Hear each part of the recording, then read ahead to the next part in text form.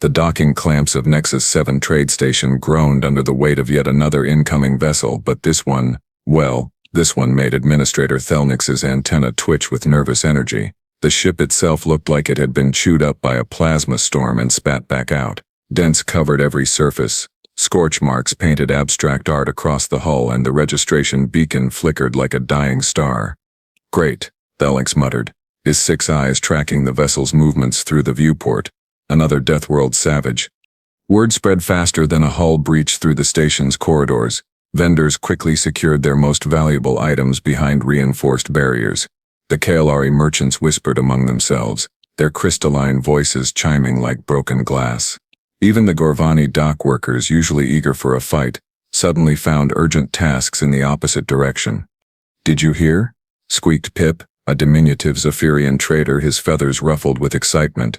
"It's one of those humans." "Humans?" croaked Bullfrog, the amphibian bartender, his throat sac deflating. "The ones from that nightmare planet they call Earth?" "The very same," confirmed Razorteeth, a Skarn information broker, scales clicking nervously. "Heard they evolved on a world so hostile that their own plant life tries to murder them. Their oceans are filled with creatures that could swallow our ships whole." Through the station's viewing port, curious aliens pressed their faces, appendages, and sensory organs against the transperistyle. They watched as the airlock cycled open with a sharp hiss, releasing a small cloud of steam that seemed almost ominous. "I heard," whispered a tentacled merchant from the outer rim, "that they hunt their own predators for sport, that they climb mountains just because they exist, that they voluntarily set themselves on fire and call it entertainment." "Surely that's exaggerated," chittered Mandible, though his insectoid clicking betrayed his uncertainty. "Is it?" Razorteeth's eyes gleamed. "I once saw footage of a human child wrestling with a creature twice its size, and winning. They called it playing with the family pet." The collective gulp from the assembled aliens was audible even over the station's humming life support systems. Somewhere in the crowd, a small alien fainted and had to be carried away by maintenance drones.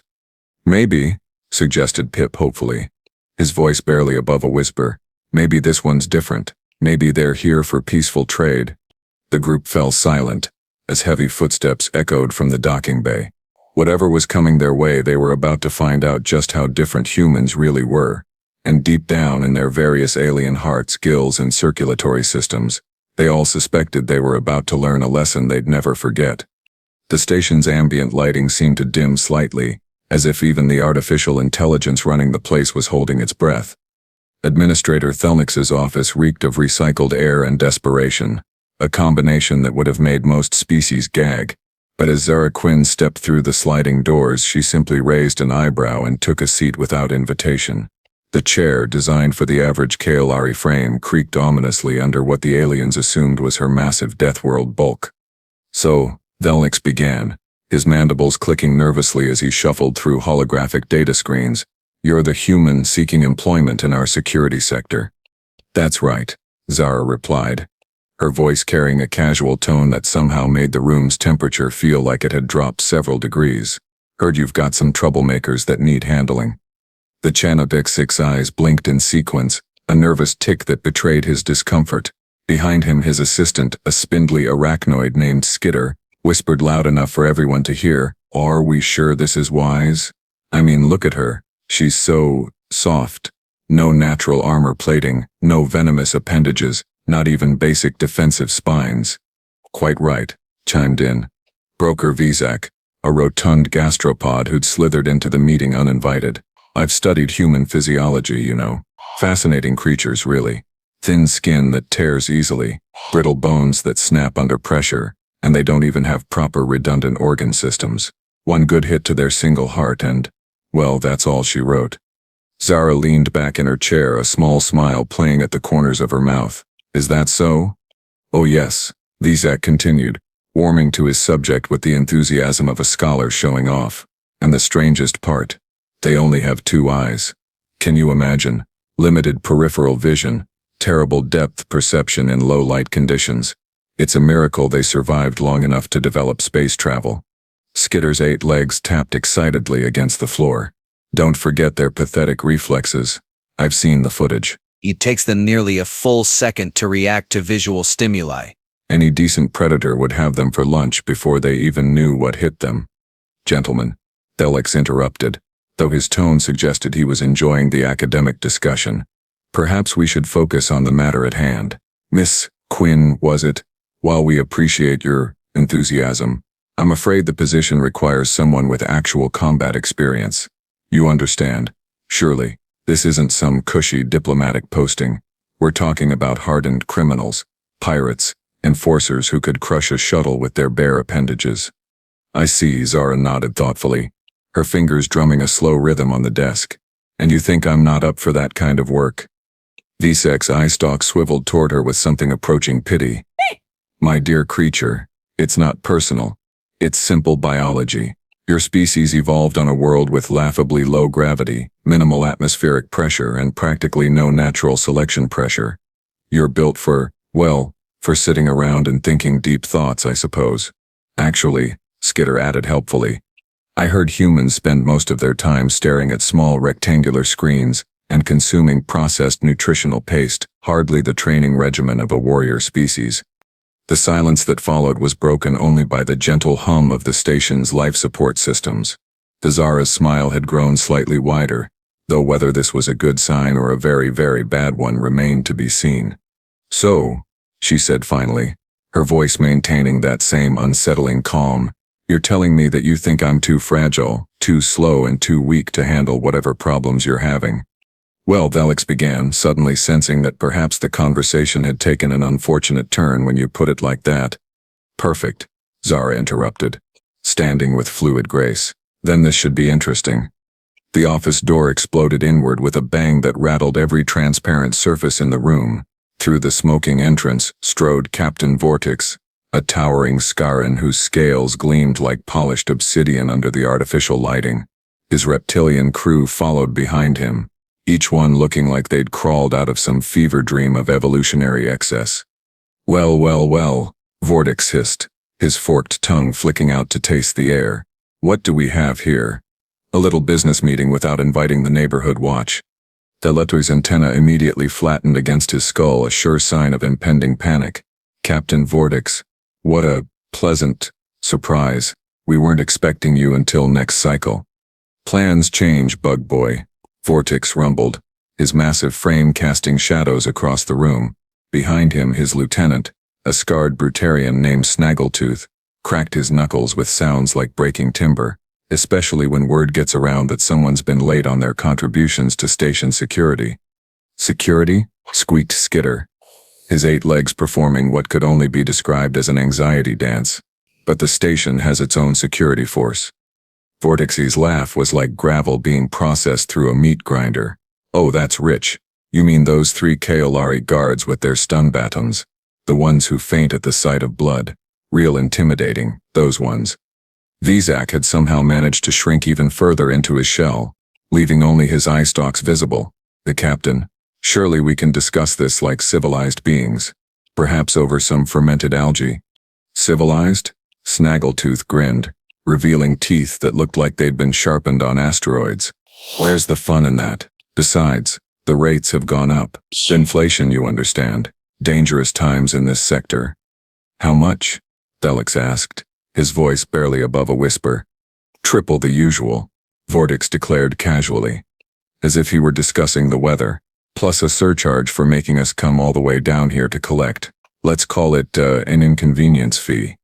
The aliens in the room looked like they'd just been told their homeworlds had been turned into parking lots. Even the office's environmental controls seemed to wheeze and protest at the outrageous demand. That's when Zara decided to speak up. Excuse me, she said, her voice cutting through the tension like a plasma torch through butter, but I don't recall anyone inviting you gentlemen to this particular conversation. The silence that followed was so complete that the station's background hum seemed deafening by comparison. Every eye stalk and optical sensor in the room swiveled toward the human female who had just addressed the most feared pirate captain in 3 sectors like she was correcting a waiter's order. Vortex turned slowly, his massive head rotating with mechanical precision until his golden reptilian eyes fixed on Zara. For a moment he simply stared, as if trying to process what he was seeing. Then he started laughing. It began as a low rumble in his chest, building to a roar that shook dust from the ceiling panels. His crew joined in, creating a cacophony that sounded like a space station's hull being torn apart by cosmic winds. "Oh, this is perfect," Vortex wheezed between guffaws. "Absolutely perfect. The little pink monkey thinks she's got something to say." Snaggletooth wiped tears from his eyes with claws that could have carved through battle armor. "Boss, look at her. She's smaller than Vizak and he's basically a mobile appetizer."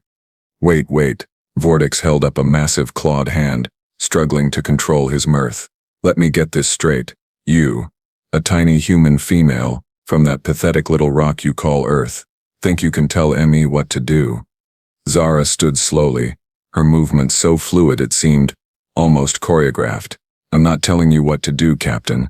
I'm simply suggesting that perhaps you've confused this establishment with one that actually needs your protection services." "Protection services?" Another crew member howled. "She thinks we're running a legitimate business."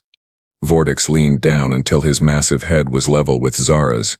His breath smelled like a combination of sulfur and something that had died badly several weeks ago. "Little human, I could step on you and not even notice. What exactly do you think you're going to do to stop me?" Zara smiled then, an expression so calm and confident that it actually gave some of the pirates pause. "Well, Captain, that depends entirely on you. See, I was just sitting here, minding my own business, listening to these fine gentlemen explain how fragile and helpless humans are. And then you walked in with your impressive display of intimidation." She took a step closer, apparently unbothered by the fact that Vortex could have used her as a toothpick. "So here's what I'm thinking," she continued, her voice taking on an almost conversational tone. "Why don't you and your boys find somewhere else to conduct your business? I'm sure there are plenty of other stations that would appreciate your unique approach to customer service." The pirates exchanged glances that mixed amusement with growing irritation. This little creature was either the bravest being in the galaxy or the most suicidal. Vortex straightened to his full height, his scales rippling with barely contained violence. "Or what, little human? What happens if we don't leave?" Zara's smile widened slightly. "Well, Captain, I suppose you'll just have to find out." The tension in the room had reached critical mass, like a reactor core about to breach containment. Vortex's crew had formed a loose semicircle around Zara, their various weapons glinting under the office's harsh lighting. But instead of looking intimidated, the human seemed almost bored. The tension in the room had reached critical mass, like a reactor core about to breach containment. "You know what?" Vortex said suddenly, his reptilian features twisting into what might have been a grin. "I like you, little human. You've got spirit. It's going to be a shame when we have to scrape you off the deck plating." "Captain," Nelix interjected desperately, his antenna twitching like live wires, "perhaps we could resolve this without violence. I'm sure we can reach some sort of accommodation." "Oh, but that wouldn't be nearly as entertaining," Vortex purred, his golden eyes never leaving Zara's face. "Besides, I think our new friend here deserves a chance to prove herself. After all, she seems so confident." Snaggletooth cracked his knuckles again, the sound echoing through the cramped office. "What did you have in mind, boss?" "A simple test," Vortex announced, spreading his arms wide like a showman addressing an audience. "My strongest fighter against the tiny human female. One-on-one, no weapons, no tricks, just good old-fashioned physical combat." The assembled aliens looked like they'd just witnessed someone volunteer to wrestle a black hole.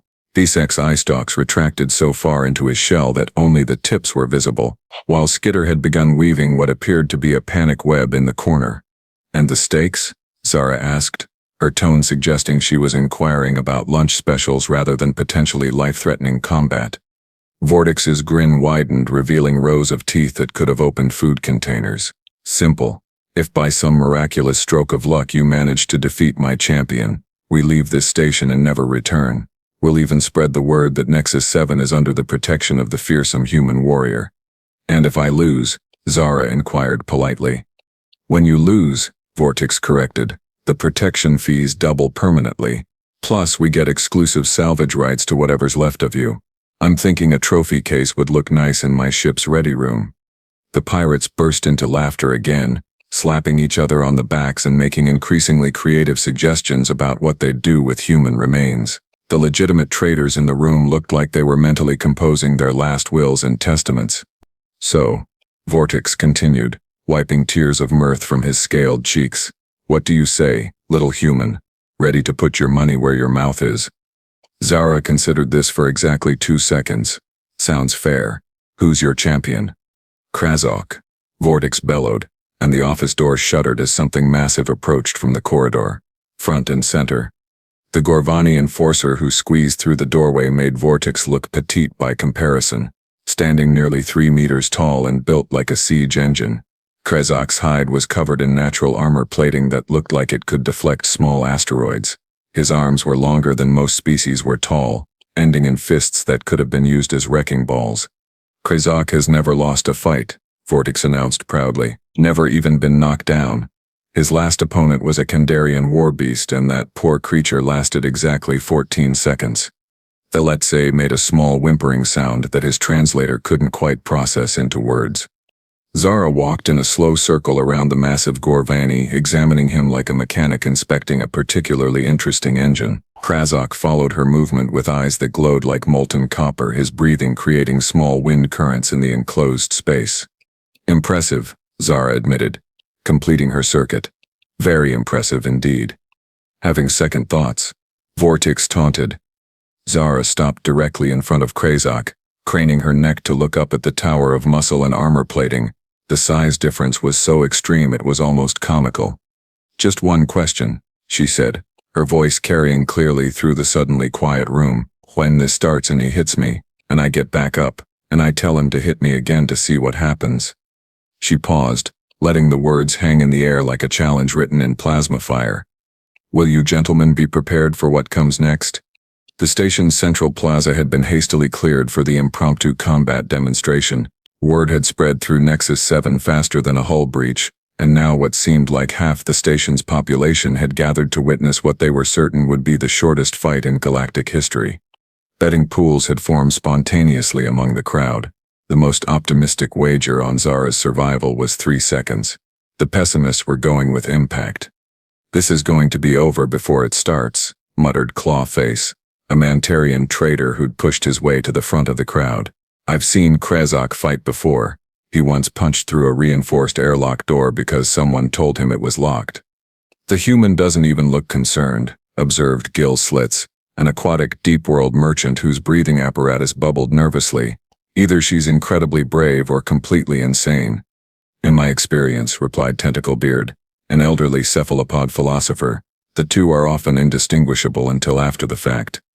In the center of the makeshift arena, Zara performed a series of stretches that looked almost casual. She rolled her shoulders, cracked her neck, and bent at the waist to touch her toes, as if she were preparing for a light jog rather than combat with a living siege engine. Krazok, meanwhile, had begun what the Gorvani called a war dance, though it looked more like a controlled earthquake. Each step he took made the deck plating vibrate. His massive fists pounded against his chest armor with sounds like artillery shells hitting a fortress wall. Last chance to back down, little human, Vortex called out from his position at the arena's edge. Krazok hasn't even warmed up yet. Zara straightened up and turned to face the towering Gorvani. The size difference was so absurd that several aliens in the crowd actually started laughing again. She looked like a child who'd wandered onto a construction site and decided to challenge the heavy machinery. Ready when you are, she called back, her voice carrying easily over the murmur of the crowd. Krazok's response was a roar that rattled every loose fitting on the station. His massive frame coiled like a spring, muscles bunching under his natural armor as he prepared to end this farce as quickly and decisively as possible. Then he moved. For something so large, Krazok's speed was terrifying. He crossed the distance between himself and Zara in 2 thunderous strides, his right fist drawing back like a wrecking ball being cranked into position. The blow, when it came, carried enough force to dent battle armor, enough power to cave in a shuttle's hull. The sound of impact echoed through the plaza like a gunshot. Zara flew backward through the air, her small form spinning like a discarded piece of debris. She hit the far wall with a crash that left a spiderweb of cracks in the reinforced polymer surface, and dropped to the deck in a motionless heap. The crowd fell silent. Well, Vortex said after a moment, his voice carrying a note of almost disappointed finality. That was anticlimactic. Krazok, Check if there's enough left to mount as a trophy. The massive Gorvani lumbered toward the crumpled human form, his heavy footsteps the only sound in the suddenly quiet plaza. Several aliens in the crowd were already turning away, having seen enough violence for one day. That's when Zara moved. It started as a small stirring, barely noticeable. Then she pushed herself up on her hands, shook her head to clear it, and stood up with the fluid grace of someone getting out of bed on a lazy morning. She said, brushing dust off her jacket. That actually stung a little. The silence that followed was so complete that the station's life support systems sounded like a hurricane by comparison. Every eye, optical sensor and photoreceptive organ in the plaza was fixed on the impossible sight of the human female standing upright and apparently uninjured. That's not possible, whispered Gil Slits, his breathing apparatus working overtime. Nothing survives a direct hit from Krazok. Nothing. I saw a Kandarian war beast take that same punch, added Clawface, his voice barely audible. It turned into paste. Literal paste. Krazok himself had stopped mid-stride, staring at Zara, with an expression that suggested his limited cognitive processes were having difficulty accepting what his eyes were reporting. He'd hit many things in his career: ships, walls, other fighters, the occasional asteroid. They all had one thing in common. They stayed down when he hit them. Well, Zara said, rotating her shoulder experimentally, that was interesting, but I think there might be some confusion here. She looked directly at Krazok, her expression as calm as if she were ordering coffee. See, I specifically said to hit me again to see what happens. You only hit me once. The crowd's collective intake of breath was audible. So, she continued, taking a step toward the towering Gorvani. Hit me again, big guy. Her smile was pleasant, almost friendly. See what happens. In the stunned silence that followed, the sound of several aliens fainting and hitting the deck was clearly audible. Somewhere in the crowd, a Zephyrian trader was frantically trying to cancel his bet against the human. And in that moment, every alien on Nexus 7 began to realize they had made a very, very serious mistake. Dr. Weasel had been observing from the crowd's edge, his amphibian features pale with a mixture of fascination and growing horror. As the station's chief medical officer, he'd seen his share of impossible injuries and miraculous recoveries. But this defied everything he thought he knew about biological limitations. Sweet spawning pools, he croaked, his throat sac deflating completely. Do you people have any idea what you're looking at? A very lucky human? Suggested Pip hopefully, though his feathers were ruffled with nervous energy. Lucky? Weasel's laugh was hollow, tinged with the kind of hysteria reserved for medical professionals witnessing something that shouldn't exist. Lucky? No, my dear creatures. What you're witnessing is approximately 4 billion years of the most hostile evolutionary pressure in the known galaxy. The crowd pressed closer, drawn by the doctor's tone like spectators at a particularly gruesome accident. Even Vortex had stopped gloating, his reptilian features creased with something approaching concern. Explain, Thalenix demanded, his antenna twitching frantically. Weasel's webbed hands shook as he activated his portable scanner, pointing it toward Zara. The readings that flickered across the display made his eyes bulge even further. Her bone density. It's 3 times what it should be for her body mass. 3 times, and that's normal for their species. Bone density? Skitter chittered nervously. What does that mean? It means, Weasel continued, his voice rising with each word, that her skeleton is essentially a titanium framework wrapped in muscle tissue.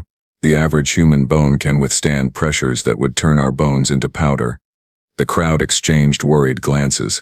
Several aliens had begun backing toward the exits. But that's not the worst part, the doctor continued, his scanner beeping frantically as it processed more data. Look at her muscle fiber density. Look at it. Each human muscle contains more contractile proteins per cubic centimeter than a Gorvani shock trooper. They're essentially biological machines optimized for violence. Krazok, who had been standing motionless since Zara's casual dismissal of his best punch, made a low rumbling sound that might have been confusion, or the beginning of fear. And the pain tolerance. Weasel's voice dropped to a whisper. Sweet! Evolutionary chaos. The pain tolerance. Their nervous system is designed to function under conditions that would send most of us into shock. They can literally ignore injuries that would incapacitate entire platoons of trained soldiers. How is that possible? demanded Vortex, though his usual bluster had been replaced by something approaching scientific curiosity.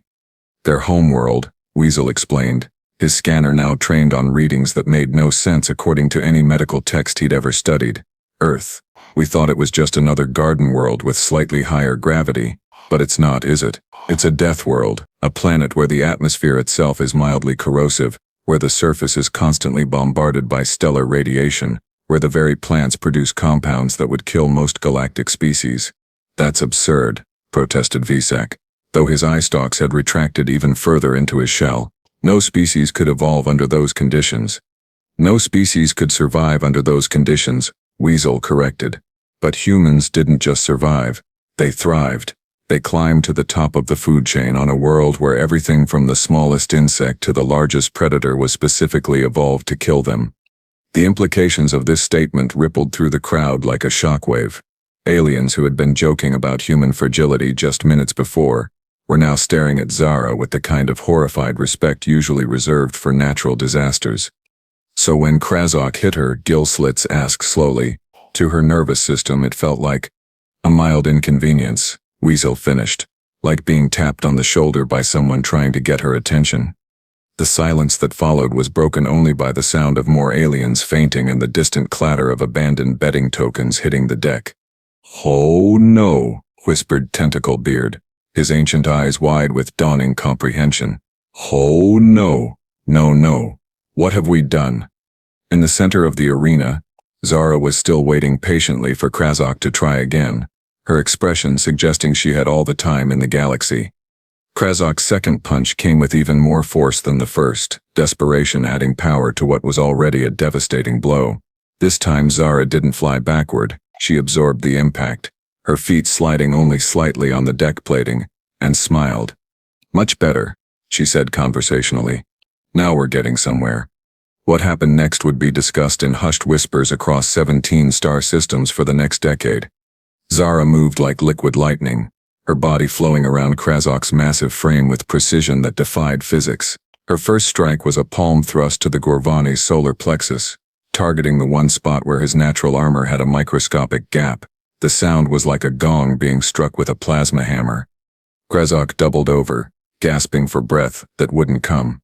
Before he could recover, Zara had vaulted onto his back, her fingers finding pressure points that most species didn't even know existed. The massive enforcer toppled like a felled tree, hitting the deck with a crash that rattled windows 3 levels up. "Impossible," breathed Vortex, but his voice lacked conviction. "Absolutely impossible."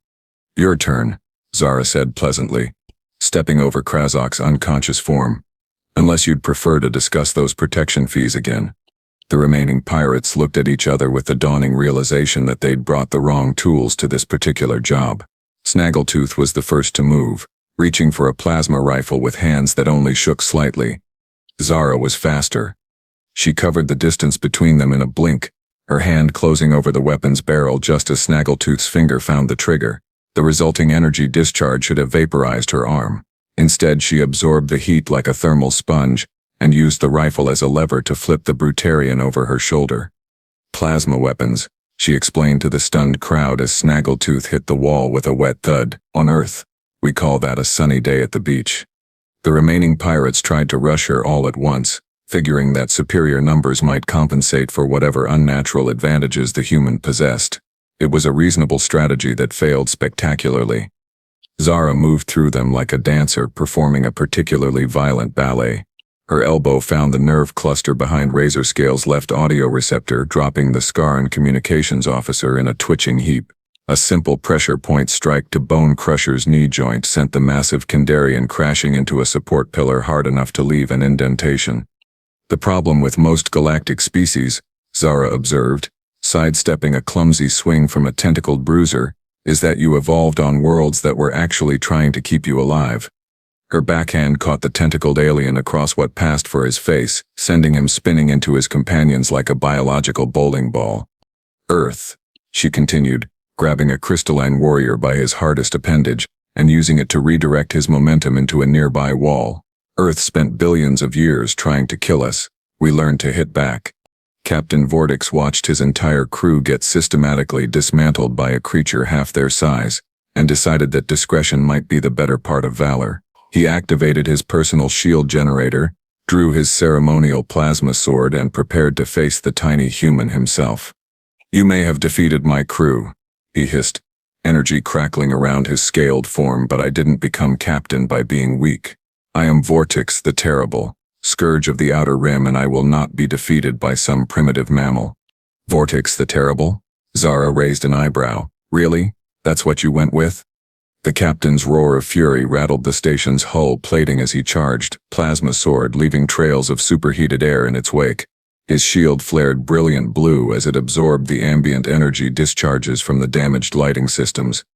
Zara waited until the last possible second, then did something that made every alien in the plaza question their understanding of physics. She grabbed the plasma blade with her bare hand. The energy field that should have reduced her appendage to component atoms simply dispersed. The sword's hilt crumpled in Vortex's grip as Zara's fingers closed around the blade itself, crushing the containment matrix like it was made of tissue paper. "Personal shields," she said, conversationally, still holding the remains of the plasma sword, "work great against energy weapons, but they're not really designed to handle good old-fashioned kinetic force." Her punch went through Vortex's shield like it wasn't there, because technically it wasn't. The shield generator designed to deflect particle beams and plasma bolts had no protocols for dealing with a fist moving at merely supersonic speeds.